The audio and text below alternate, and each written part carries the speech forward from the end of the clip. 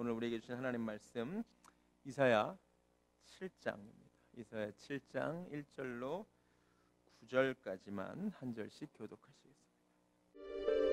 우시아의 손자요 요담의 아들인 유다의 아하스 왕 때에 아람의 르신 왕과 르말리아의 아들 이스라엘의 베가 왕이 올라와서 예루살렘을 쳤으나 능히 이기지 못하니라. 어떤 사람이 다윗의 집에 알려 이르되 아람이 에브라임과 동맹하였다 하였으므로 왕의 마음과 그의 백성의 마음이 숲이 바람의 흔들림같이 흔들렸더라. 그때에 여호와께서 이사야에게 이르시되 너와 내 아들 스왈야숲은 윗못 수도 끝 세탁자의 밭 큰 길에 나가서 아하스를 만나 그에게 이르기를 너는 상가며 조용하라. 르신과 아람과 르말리아의 아들이 심히 노할지라도 이들은 연기나는 두 부직갱이 그루터기에 불과하니 두려워하지 말며 낙심하지 말라. 아람과 에브라임과 르말리아의 아들이 악한 꾀로 너를 대적하여 이르기를 우리가 올라가 유다를 쳐서 그것을 쓰러뜨리고 우리를 위하여 그것을 무너뜨리고 다베엘의 아들을 그 중에 세워 왕으로 삼자 하였으나 주 여호와의 말씀이 그 일은 서지 못하며 이루어지지 못하리라. 대저 아람의 머리는 다메섹이요 다메섹의 머리는 르신이며 65년 내에 에브라임이 패망하여 다시는 나라를 이루지 못할 것이며 에브라임의 머리는 사마리아요 사마리아의 머리는 르말리아의 아들이니라. 만일 너희가 굳게 믿지 아니하면 너희는 굳게 서지 못하리라. 선지자 열전 오늘 16번째 시간 이사야를 통하여 주신 하나님의 말씀 전하도록 하겠습니다. 말씀드린 대로 이사야가 예언한 내용이 굉장히 많은데 어떤 말씀을 전해야 할까 매주 고민하는데 오늘은 이 말씀을 전해야겠다는 생각을 하나님 주셨습니다. 이사야 7장부터 10장까지를 사실 관통하는 말씀입니다. 그것은 바로 신뢰, 믿음의 문제입니다. 이 말씀이 선포된 배경은 1절에 나옵니다. 우시아의 손자요 요담의 아들인 유다의 아하스 왕 때에 아람의 르신 왕과 아람 족속의 왕과 르말리아의 아들 이스라엘의 베가 왕이 올라와서 그러니까 아람 왕과 이스라엘 왕이 연합을 한 거죠. 어디를 공격하죠? 예루살렘을 쳤습니다. 능히 이기지 못했습니다. 아직 승리는 못했습니다. 그런데 2절에 어떤 사람이 다윗의 집에 알려 이르되 아람이 그 에브라임은 이스라엘을 상징하죠. 세상에 우리와 혈족인 이스라엘이 아람과 손잡고 남유다를 쳤다는 이 사실 때문에 왕의 마음과 그의 백성의 마음이 숲이 바람에 흔들림같이 흔들린 상황입니다. 아시겠죠? 두 나라의 연합군이 우리나라를 쳐들어온다는 사실 여러분 잘 아시다시피 북이스라엘과 남유다 자체만 비교해도 국력이 조금 차이 나는 게 북이스라엘이 10지파고요 남유다는 2지파밖에 원래 안 되죠. 그런데다가 북이스라엘이 아람 왕을 손에 등에 업었으니 굉장히 두려운 상황인 것은 사실입니다. 그런데 바로 이 위기 앞에서 두려워하고 있을 때 정말 숲이 바람에 흔들림같이 마음이 덜덜덜 떨릴 때 하나님이 이사야에게 말씀을 하신 내용입니다. 3절 보시겠습니다.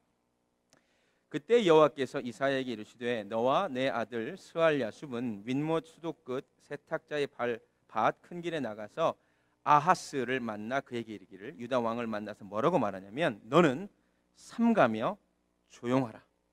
르신과 아람과 르말리아의 아들이 심히 노할지라도 이들은 연기나는 두 부직갱이 그루터기에 불과하니 두려워하지 말며 낙심하지 말라. 이렇게 얘기합니다. 걱정할 것 하나도 없다라는 것입니다. 그들의 계획이 이루어지지 않을 것이다 라고 말합니다. 자, 5절부터 7절 잘 보실래요? 아람과 에브라임과 르말리아의 아들이 악한 꾀로 너를 대적하여 이르기를 우리가 올라가 유다를 쳐서 그것을 쓰러뜨리고 우리를 위하여 그것을 무너뜨리고 그러니까 유다 왕을 무너뜨리고 다브엘의 아들을 그 중에 세워 왕으로 삼자 하였으나 하나님 뭐라 그러셨냐면 주 여호와의 말씀이 그 일은 서지 못하며 이루어지지 못하리라 이렇게 얘기한 겁니다. 상황 이해가 되시죠? 왜 이루어지지 못한다라고 말씀하는지 아십니까? 이들이 아람과 이스라엘이 연합하여 남유다를 친 다음에 무엇을 계획하고 있냐면 아하스 왕을 무너뜨린 다음에 다브엘의 아들을 세워서 왕으로 삼자는 계획을 가지고 있었던 거예요. 근데 이거는 하나님 보시기에 이루어질 수 없다는 것입니다. 여러분, 왜 이루어지지 못하는 줄 아세요? 하나님께서 남유다 왕들에게 어떤 약속을 주신 것이 있냐면 다윗의 후손들만이 남유다 왕국의 왕이 될 것이다라고 약속해 주셨거든요. 다윗의 등불이 꺼지지 않겠다라고 말씀해 주셨거든요. 그러니까 하나님의 약속이 남유다 왕국은 다윗의 후손들이 계속 왕이 되는 것인데, 지금 북이스라엘과 아람 왕이 연합해서 지금 무슨 생각을 하는 거예요? 왕조를 바꾸겠다는 거잖아요. 다브엘의 아들들을 왕으로 세우겠다는 거잖아요. 그러니까 이루어질 수 없는 거죠. 상황 이해가 되시죠? 할렐루야. 하나님이 약속하신 것이 있기 때문에, 하나님의 약속의 말씀이 있으니까 이루어질 수 없으니까 두려워하지 말라, 이렇게 얘기합니다. 그런데 여기서 끝나지 않아요. 중요한 말씀은 9절입니다. 9절 후반부에 놀랍게도 이사야가 근데 이런 말씀을 덧붙입니다. 만일 너희가 굳게 믿지 아니하면 너희는 굳게 서지 못하리라. 잘 보세요. 어차피 아람 왕과 이스라엘 왕의 계획은 될 수가 없어요. 왜냐하면 하나님께서 다윗 왕조를 보존하시겠다고 약속을 주셨기 때문에.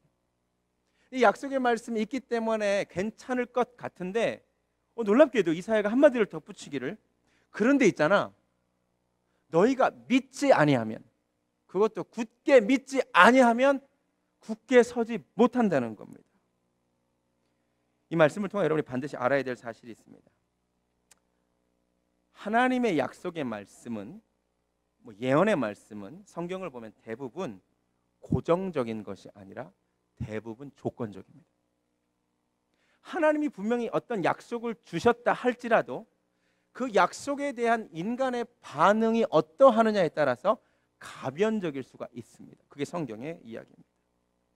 우리가 믿음 안에 서 있지 않는데 하나님이 약속하셨다고 해서 자동적으로 성취되지는 않는다는 것입니다. 예를 들겠습니다.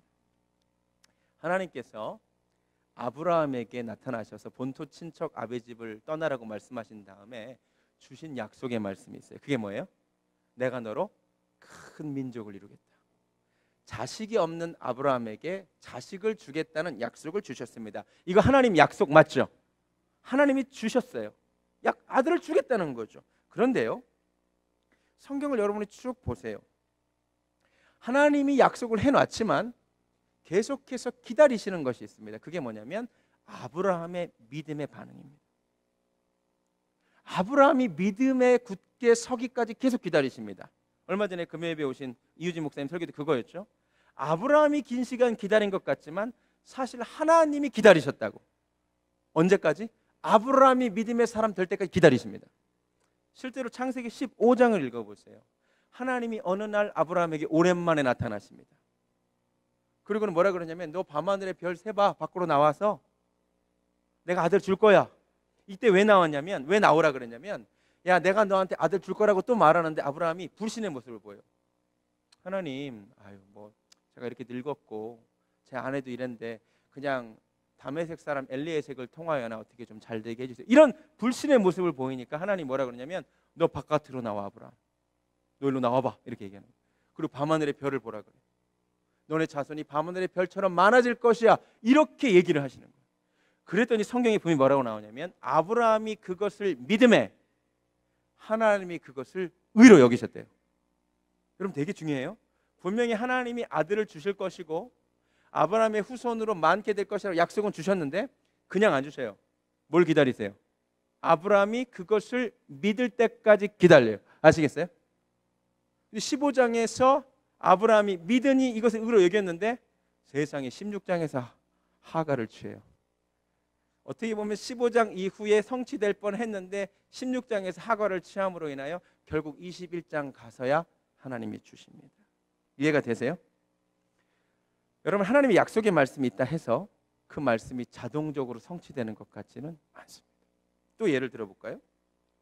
이스라엘 백성들이 나라를 이뤘습니다. 그런데 예레미야 선지자를 통하여 어떤 약속을 주셨냐면 70년이 차면 나라를 회복해 주겠다고 약속을 하셨습니다. 하나님 분명히 한 약속이죠.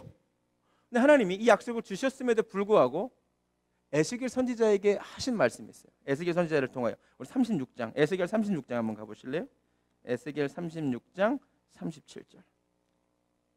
에스겔 36장 37절.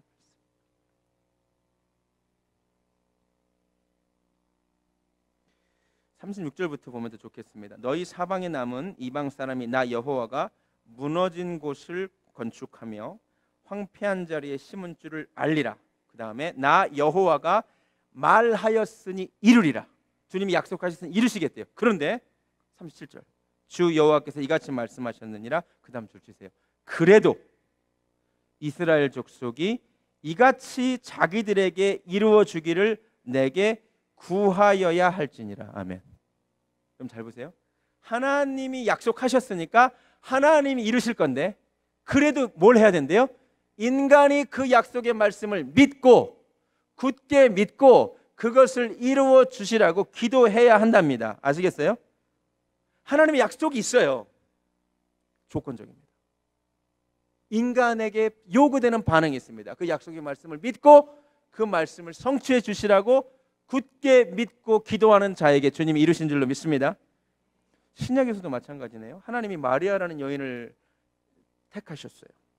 그리고 이 여인을 통하여 그 하나님의 예언, 그렇죠? 처녀가 잉태하여 아들을 낳을 것이라는 이 이사야를 통하여 주셨던 말씀을 이루기를 원하셨어요. 바로 이 7장에 나오는 말씀인데, 그런데 하나님이 그냥 마리아를 그냥 찍고 하시면 될 텐데, 여러분 누가복음 1장을 한번 잘 보세요.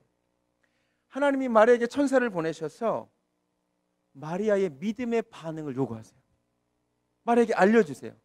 그러니까 마리아가 그 말씀을 믿을 때에 복을 받았다고 얘기하고 있습니다. 누가복음 1장 43절에 뭐라고 얘기냐면 주의 말씀이 이루어지지라고 믿은 여자에게 복이 있다, 이렇게 얘기했어요. 이해가 되세요? 하나님 약속의 말씀이 있지만 마리아가 그 조건으로 그 도구로 택함을 받았지만, 그럼에도 불구하고 마리아가 무엇을 했기 때문에? 주의 말씀이 이루어지리라고 믿었기 때문에 복이 있다는 겁니다. 예수님이 이 땅에 오셔서 각색 병자를 고치시면서도 주님이 덧붙인 말씀이 있어요. 그게 뭐죠? 너의 믿음이 너를 구원하였다. 할렐루야. 할렐루야. 여러분 잘 들으세요. 하나님의 약속의 말씀이 있지만, 축복의 말씀이 있지만, 여러분의 믿음이 중요함을 깨달으시기 바랍니다. 하나님의 약속이 우리의 믿음을 통해서 성취가 됩니다. 우리 교회를 향하신 하나님의 뜻이 있는 줄로 믿습니다. 좀 아멘 좀 크게 했으면 좋겠네요. 뭐가 그렇게 어려우신가요? 하나님의 계획이 있는 줄로 믿습니다. 그 계획이 아니면 우리 교회가 세워질 리도 없고, 그 계획이 있어서 여기까지 온 줄로 믿습니다만, 하나님의 그 계획 있지만 우리가 믿음 위에 굳게 서야 할 줄로 믿습니다. 여러분 인생도 마찬가지예요. 하나님의 약속이 여러분 삶에 다 주어졌을 거라 생각합니다만, 여러분이 그 약속의 말씀을 믿고 신뢰할 때에 그 약속의 말씀이 여러분 삶에 이루어질 줄로 믿습니다. 오늘 말씀이 뭐라고 얘기냐면 굳게 믿지 아니하면 굳게 서지 못한대요. 믿지 못하면 서지 못한대요. 대충 믿으면 또 안 된대요. 굳게 믿으라는 거죠. 와, 주님은 강한 믿음을 요구하신답니다. 이 믿음 없으면 어떻게 된대요? 무너진대요. 지금 남유다를 공격해 온 문제는 북이스라엘과 아람 군대였습니다. 근데 성경은 남유다의 국력이 약해서, 혹은 북이스라엘과 아람 왕의 연합군의 힘이 세서 남유다가 무너질 것이라고 얘기하고 있지 않습니다. 그것 때문에 무너지는 것이 아니라 네가 믿지 못하면 무너진다는 거죠. 우리에게 한번 적용해 봅시다. 우리가 인생에서 문제를 닥치게 될 때가 굉장히 많습니다. 문제는 언제나 우리 앞에 있습니다. 문제가 우리를 무너뜨릴 것 같지만 우리를 무너뜨리는 것은 문제가 아닌 것 같습니다. 우리가 믿지 않을 때 우리가 무너짐을 깨달으시기 바랍니다. 굉장히 중요한 말씀입니다. 그렇죠? 우리 세계관이 바뀌어야 됩니다. 하나님은 우리가 믿음 안에 굳게 서 있기를 정말로 원하시는 것 같아요. 여러분 문제가 앞으로 닥칠 때 그 문제가 여러분을 무너뜨리지 못합니다. 여러분이 믿음 안에 있지 않을 때 여러분이 그런데 무너지는 것입니다. 그 믿음 안에 굳게 서는 것이 구체적으로는 무엇인가? 오늘 제가 보기에 구체적으로 4가지 동사가 나오는 것 같습니다. 4절 한번 보실래요? 주님께서 이사야를 통하여 굳게 서라고 말씀하시면 4가지 동사를 말씀하셨는데 그에게 이르기를 너는 삼가며 조용하라, 두려워하지 말며 낙심하지 말라. 아멘.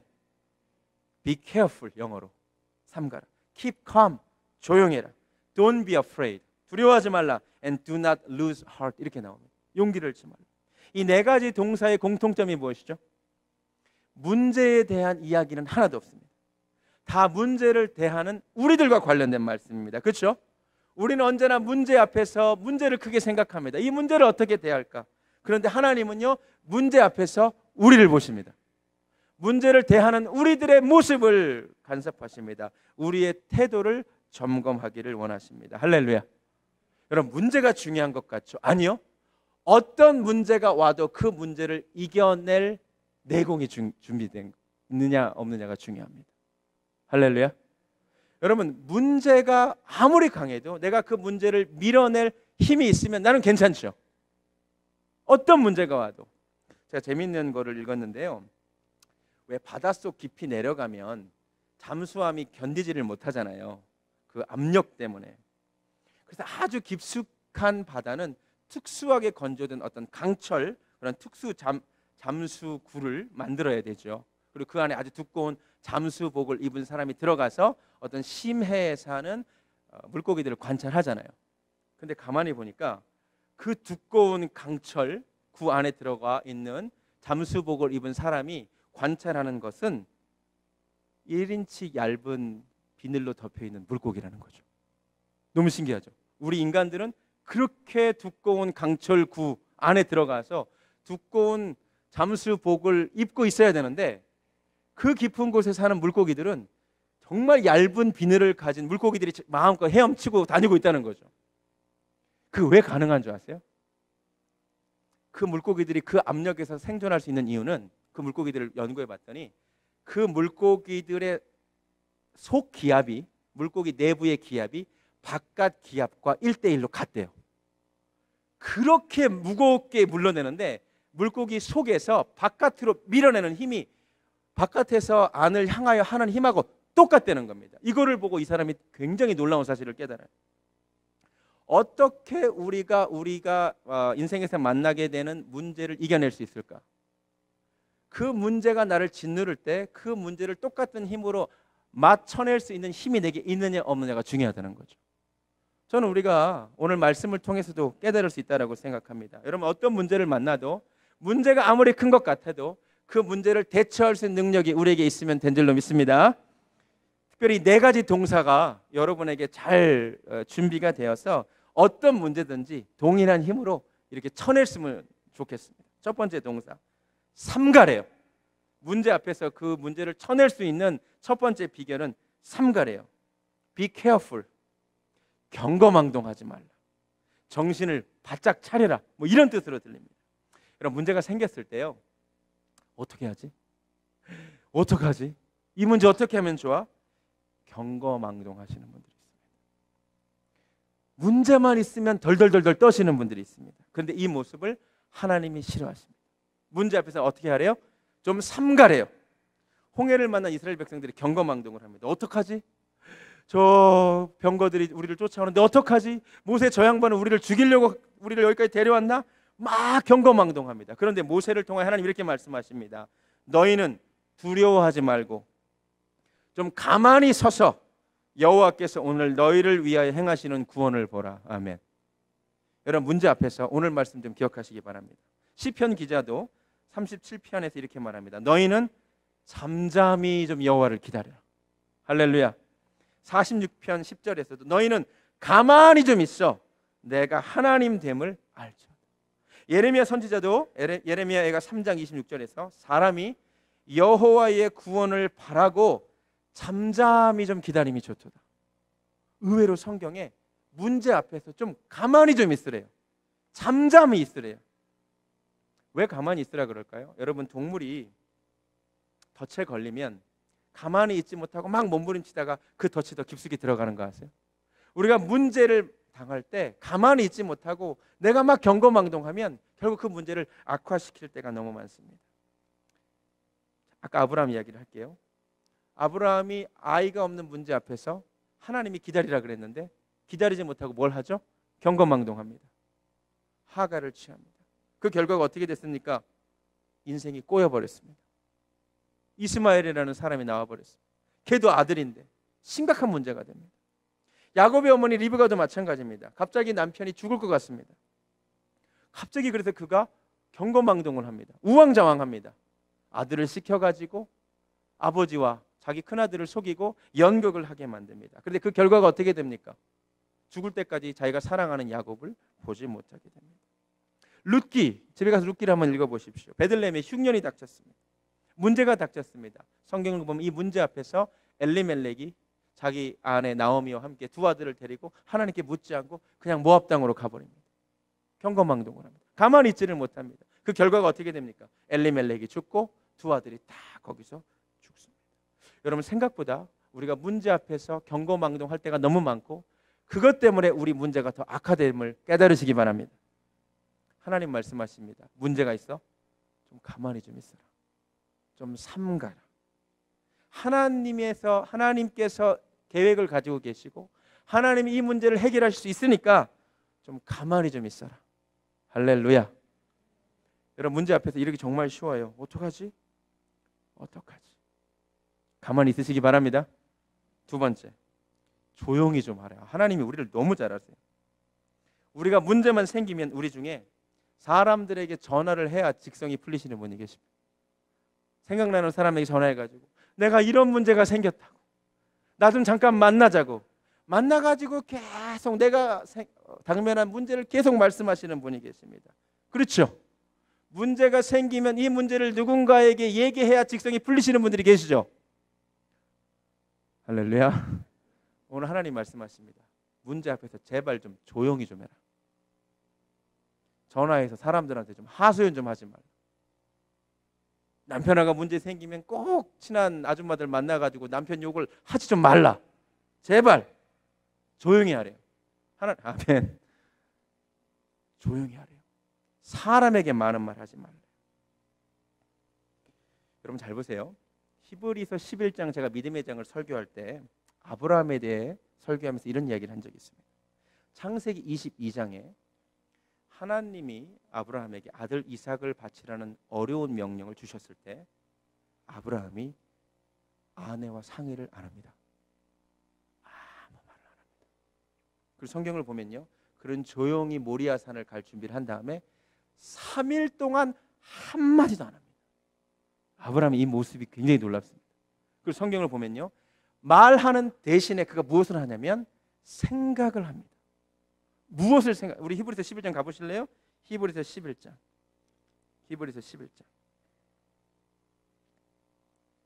17절. 아브라함은 한마디도 안 해요. 히브리서 11장 17절. 아브라함은 시험을 받을 때 믿음으로 이삭을 드렸으니 그는 약속들을 받은 자로 돼 그 외아들을 드렸느니라. 이게 어떻게 가능했느냐? 그에게 이미 말씀하시기를 내 자손이라 칭할 자는 이삭으로 말미암음이라 하셨으니 그가 하나님이 능히 이삭을 죽은 자 가운데서 다시 살리실 줄로 생각한지라. 아멘. 잘 보세요. 아브라함은요, 어떡하지? 아들을 바치라고? 아내에게 여보 어떻게 생각해? 하나님이 바치려는데. 그럼 어떻게 됐을까요? 난리가 났겠죠. 가려면 나를 밟고 가라 그랬겠죠. 난리가 났을 거예요. 아브라함은 엘리에섹에게 얘기하지 않습니다. 어떻게 생각하냐고. 하나님이 어떻게 그런 명령을 주실 수 있겠습니까? 잘못 들으신 것 같은데요. 분명히 이 문제 앞에서 누군가와 얘기를 했다면 아브라함은 온전히 순종하기 어려웠을 것입니다. 아브라함은 사람들과 얘기하지 않습니다. 대신 생각합니다. 무엇을 생각합니까? 하나님이 내게 분명히 독자 이삭을 통하여 많은 민족을 이룬다고 하지 않으셨나? 분명히 이스마엘도 아니고 엘리에섹도 아니고 이삭을 통하여 하나님이 주신다고 하셨는데 하나님이 바치라고 하셔? 그러면 내가 혹시 얘를 죽여도 다시 살려주시겠지. 그러려고 하시나? 이렇게 생각합니다. 여러분, 이게 별거 아닌 것 같은데 되게 중요해요. 여러분, 문제 앞에서 우리는 너무나 쉽게 사람들을 만나서 얘기하고 싶어집니다. 근데 그렇게 하지 마세요. 하나님 말씀 생각하시기 바랍니다. 할렐루야. 저 진짜로 우리 아내하고 하는 겁니다. 우리 교회에 소소한 문제들이 항상 있습니다. 우리 교회는 큰 문제는 없지만 소소한 문제들이 있습니다.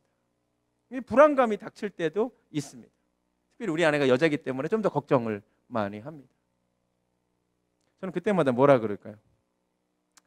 하나님이 뜻이 있으니까 우리 교회 세우셨겠지. 하나님 계획이 있으시겠지. 하나님이 잘 하시겠지. 제가 항상 낙관주의자라 그랬잖아요.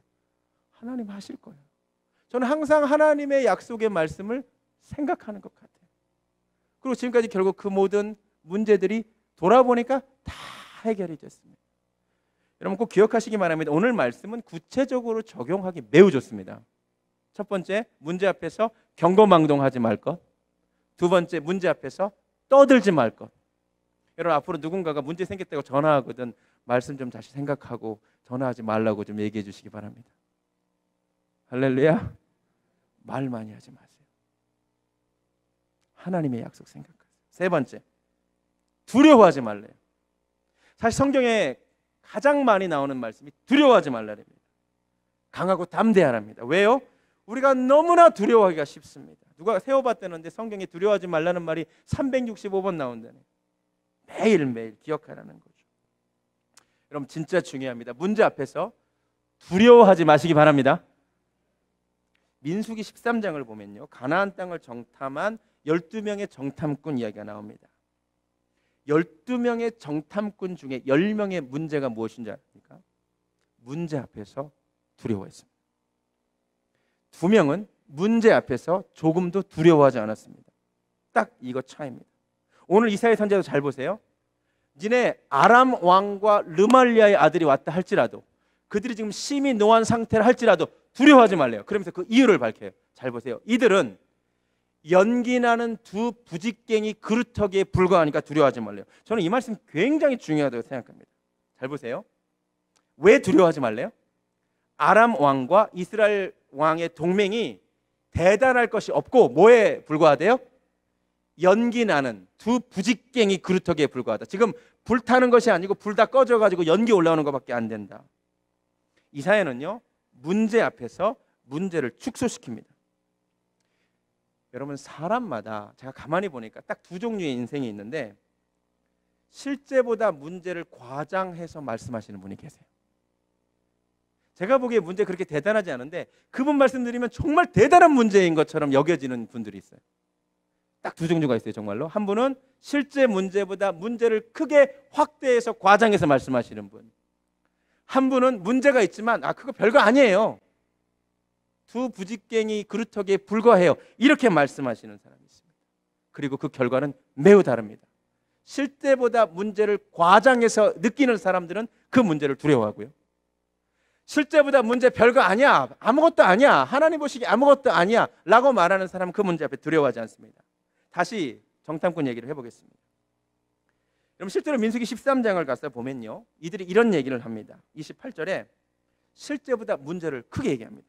그 땅 거주민은 강하고 성읍은 견고하고 심히 클 뿐만 아니라 거기서 안악자손을 받습니다. 그리고 이렇게 얘기합니다. 우리는 그 백성을 치지 못하리니 그들은 우리보다 강하기 때문입니다. 거기서 우리가 본 모든 백성은 신장이 장대합니다. 여러분 실제로 모든 사람들이 다 키가 컸겠습니까? 그 중에 키가 좀 큰 사람이 있었고 작은 사람도 있었겠죠. 그런데 문제를 실제보다 크게 만듭니다. 모든 백성들이 다 거인입니다. 우리는 스스로 보기에 메뚜기 같습니다. 그들이 보기에도 그와 같을 것입니다. 이해가 되세요? 10명의 정탐꾼들은 실제보다 문제를 과장합니다. 그건 나는 작아집니다. 믿음의 사람들은 거꾸로 얘기합니다.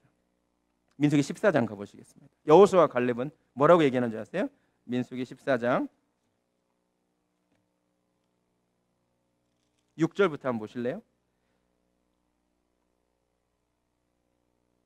그 땅을 정탐한 자 중 눈의 아들 여호수아와 여분네 아들 갈렙이 자기들의 옷을 찢고 이스라엘 자손의 온 회중에게 말하 이르되 우리가 두루 다니며 정탐한 땅은 심히 아름다운 땅이라 여호와께서 우리를 기뻐하시면 우리를 그 땅으로 인도하여 들이시고 그 땅을 우리에게 주시리라. 이는 과연 젖과 꿀이 흐르는 땅이니라. 다만 여호와를 거역하지는 말라. 그 다음에 또 그 땅 백성을 두려워하지 말라. 그들은 우리의 먹이라. 옛날 번역에 그들은 우리의 밥이라 이렇게 되어 있습니다. 그들의 보호자는 그들에게서 떠났고 여호와는 우리와 함께 하시느니라. 그들을 두려워하지 말라. 차이를 아시겠습니까? 10명의 정탐꾼은 실제보다 문제를 과장합니다. 다 신장이 장대하다는 것입니다. 이들은 실제보다 문제를 축소합니다. 별거 아니라는 겁니다. 그들은 우리의 먹이다. 그들은 우리의 밥이다. 여러분, 믿음의 사람들은 언제나 문제를 실제보다 별거 아니다라고 얘기합니다. 그 이유가 무엇일까요? 하나님 앞에 그 문제가 아무것도 아님을 알기 때문입니다. 다윗과 골리앗 이야기 다른 건 아닙니다. 다른 사람들은요, 골리앗을 이 문제를 너무 크게 생각합니다. 그런데 다윗은 저 할례 받지 못한 백성이 누구이가 한데, 할례 받지 못한 백성이라는 말은 이방인이라는 얘기고 이스라엘 백성들이 개와 같이 여기는 사람이라는 뜻입니다. 여러분, 단순합니다. 문제가 닥쳤을 때 여러분의 말을 조심하시기 바랍니다. 나 큰일 났다고, 와, 이 문제는 정말 지금까지 내가 당했던 어떤 문제하고는 또 차이가 있다고 거짓말 좀 하지 마십시오. 그렇게 얘기하지 마세요. 이 문제 아무것도 아니다. 할렐루야. 이 문제 하나님 앞에 아무것도 아니다. 하나님이 이 문제 넘어가게 하실 줄로 믿는다. 구체적으로 적용하시기 바랍니다. 사람 두려워하지 마시기 바랍니다. 하나님 한 분만 두려워하시기 바랍니다. 사실 오늘 읽으려다가 안 읽었던 말씀 이사야 8장인데 이사야 8장 한번 보시기 바랍니다. 이사야 8장에 12절에 이런 말씀이 있습니다. 이사야 8장 12절 후반부에 이런 말씀이 있습니다. 그들이 두려워하는 것을 너희는 두려워하지 말며, 문제 두려워하지 말며 놀라지 말고 만군의 여호와 그를 너희가 거룩하다 하고 그를 너희가 두려워하며 무서워할 자로 삼으라. 아멘.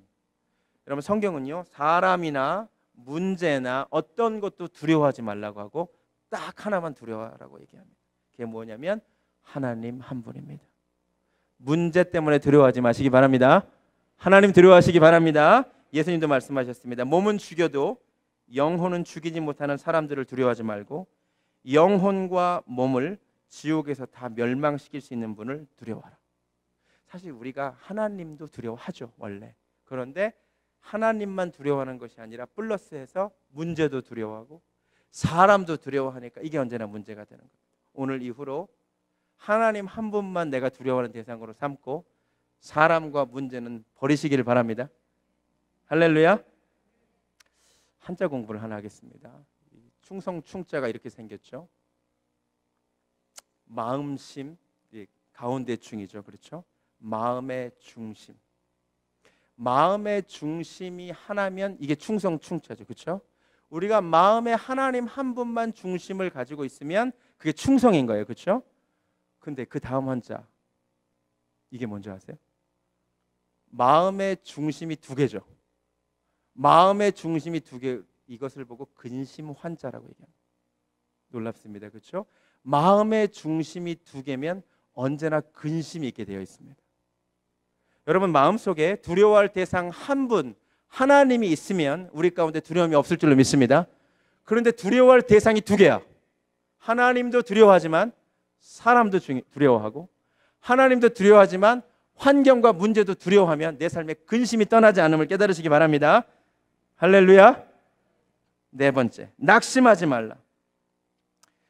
여러분, 당장 내 앞에 문제가 해결되지 않을 때 우리는 낙심하기 쉽습니다. 그런데 오늘 말씀을 통해 하나님 말씀하십니다. 낙심하지 말라. 시편 42편 말씀에 내 영혼아, 내가 어찌하여 낙심하며 어찌하여 내 속에서 불안해하는가. 너는 하나님께 소망을 두라. 그 얼굴에 도우심으로 말미암아 내가 여전히 찬송하리로다. 이렇게 얘기하고 있습니다. 여러분, 지금 상황이 어려워도 문제가 변하지 않아도 낙심하지 마시기 바랍니다. 문제가 계속된다 할지라도 주님의 시간에 주님이 그 문제를 해결하실 줄로 믿습니다. 인생을 살다 보면 낙심할 때가 너무나 많은 것 같습니다. 실망될 때가 너무나 많습니다. 저도 목회하다 보니까 낙심할 때가 굉장히 많습니다. 그런데 그때마다 주님 말씀 생각하면서 주님 바라보면서 다시 일어납니다. 여러분, 주님 승리케 하실 줄로 믿습니다. 지금 여러분이 길게 기도했는데 기도에 응답이 없다 할지라도 낙심하지 마시고 주님 계속해서 바라보시기 바랍니다. 내가 산을 향하여 눈을 들리라.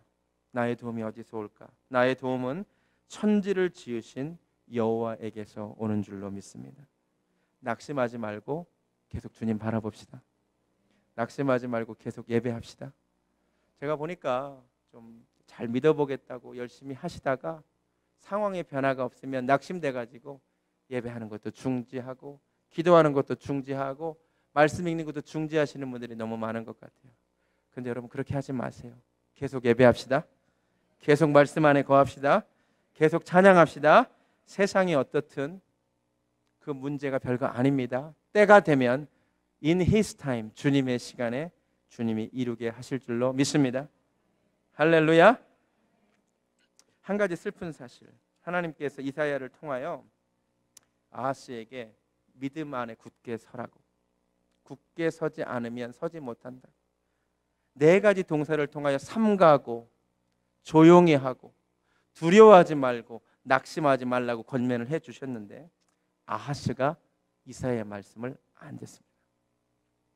열왕기하 16장으로 한번 가보시겠습니다. 열왕기하 16장, 이게 다음 주에 사실은 새벽에 읽을 말씀인데요. 열왕기하 16장 7절 말씀. 이게 지금 열왕기하 16장이 이사야 7장 말씀과 같은 말씀인데요.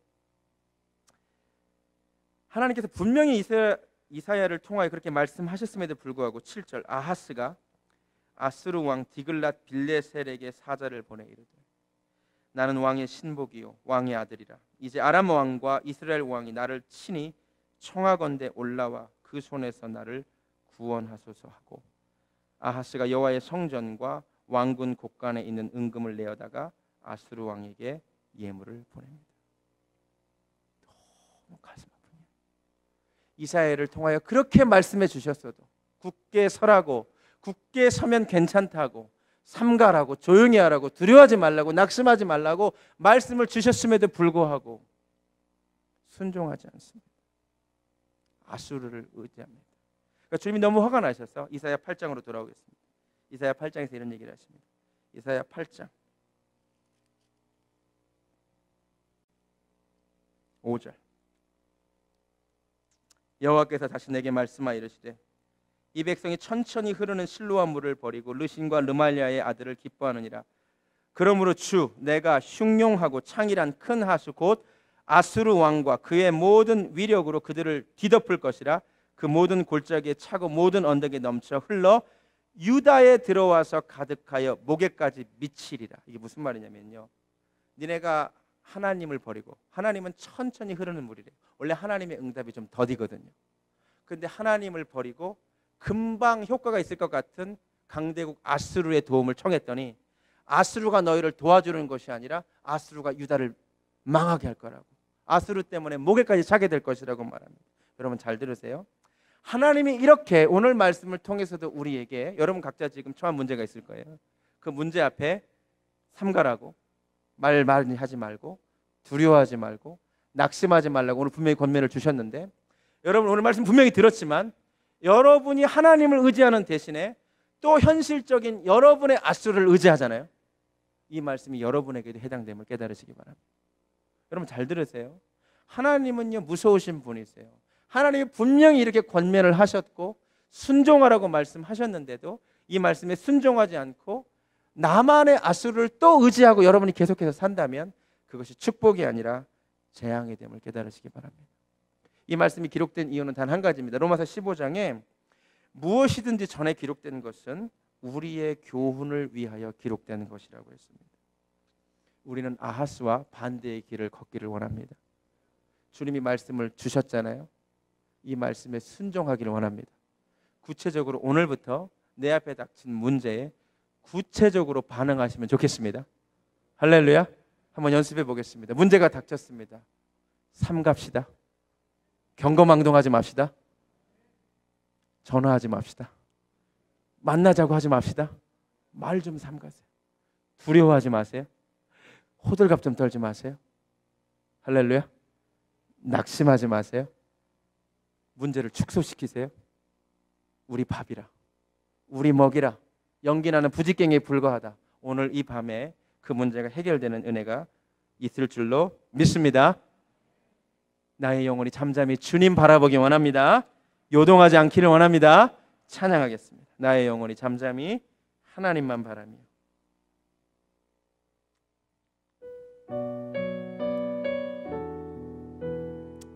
하나님, 주님 바라봅니다.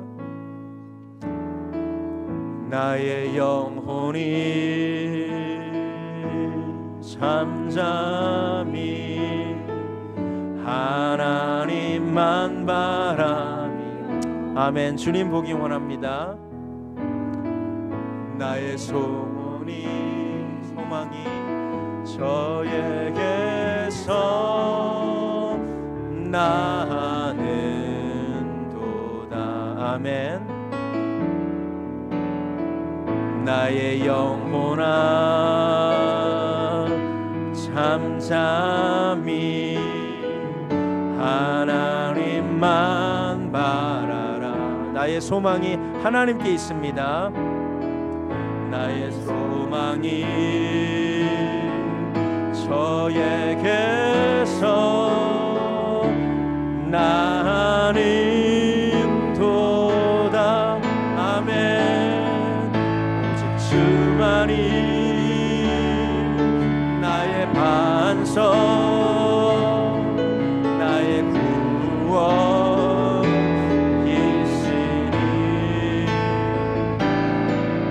오직 주만이 나의 산성, 내가 요동치 아니하리. 나의 구원, 나의 반석, 나의 구원, 나의 영 하나님께 있습니다. 하나님께 있으니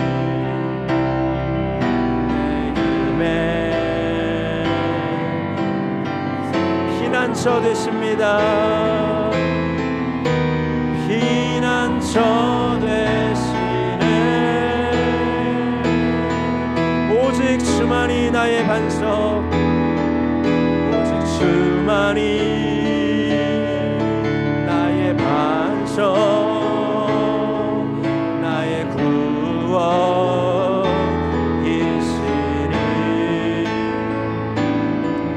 오직 주만이 나의 산. 내가 요동치 않기 원합니다. 내가 요동치 아니하. 내가 요동치 아니하리. 내가 요동치 아니하. 내가 요동치 아니하리. 내가 요동치 아니하리.